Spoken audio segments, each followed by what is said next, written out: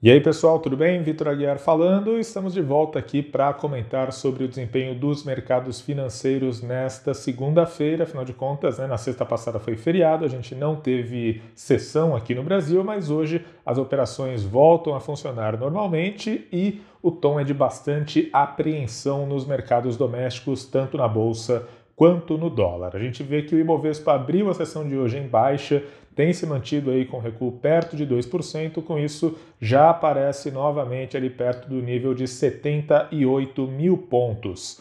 O dólar à vista também está bem pressionado, também está bem estressado e neste momento, nesta manhã, já vai subindo mais de 2% e começa a flertar novamente com o nível dos R$ 5,60. Bom, desde a quinta-feira passada, que foi o último dia aí de sessão aqui no Brasil, a gente teve uma série de fatores que acabaram elevando a aversão ao risco por parte dos investidores, tanto lá fora quanto aqui dentro. No âmbito externo, o que a gente está vendo? A gente vê que os investidores eles estão sim mais cautelosos com algumas declarações do presidente dos Estados Unidos, o Donald Trump. Se vocês lembram bem, lá no ano passado, a gente falava muito de guerra comercial, de Estados Unidos e China, colocando tarifas um sobre o outro, mas, se vocês também se lembram bem, essa guerra comercial ela chegou aí num certo patamar de estabilização, porque tanto os Estados Unidos quanto a China fizeram algumas concessões, eles prometeram que iam tirar algumas tarifas, e aí essa guerra comercial entrou, digamos, numa pausa. Só que o que acontece? O Trump tem falado agora que a China seria culpada pela pandemia de coronavírus, tem falado que as autoridades chinesas não fizeram tudo o que lhes cabia para evitar aí a disseminação do vírus pelo mundo.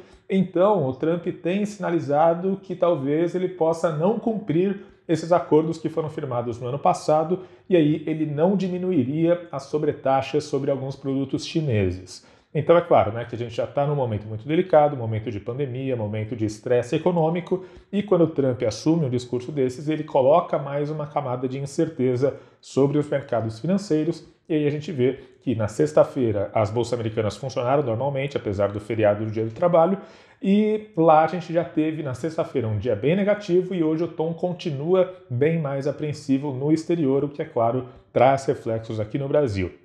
No cenário doméstico, a gente tem também muitas novidades aí cautelosas no radar dos investidores. Em primeiro lugar, é claro que tem toda a deterioração no cenário político. A gente vê o presidente Jair Bolsonaro novamente participando de atos aí que pedem o fechamento do Congresso, o fechamento do STF, e nos últimos dias o Bolsonaro ele tem sim assumido um discurso de maior afronta às decisões recentes do STF.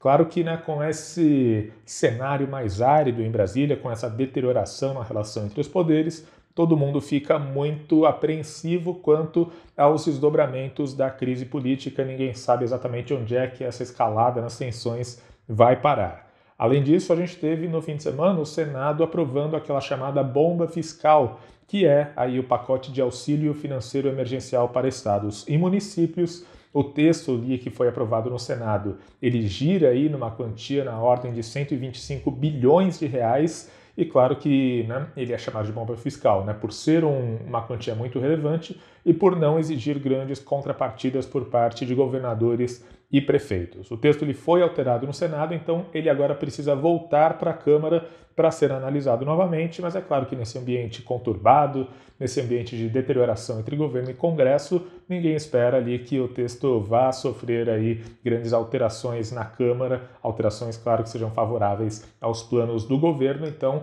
essa bomba fiscal deve sim ser aprovada sem maiores dificuldades, o que, é claro, traz toda uma apreensão do lado econômico, do lado fiscal do país. Além disso, a gente tem uma série de balanços financeiros sendo reportados nessa semana. Nessa segunda-feira, a gente já teve aí números da Gol, da companhia aérea Gol, da Klabin, da BB Seguridade, sendo que o destaque fica com a Gol, porque ela reportou aí um prejuízo de mais de 2 bilhões de reais entre janeiro e março deste ano. Grande parte desse impacto se deve aí às questões do resultado financeiro por causa da escalada do dólar. A Gol tem aí uma quantidade muito relevante de dívida em moeda americana, por isso que a variação do câmbio ela acaba aí trazendo esse efeito bem pesado sobre o resultado financeiro da Gol e acaba puxando a empresa para o negativo.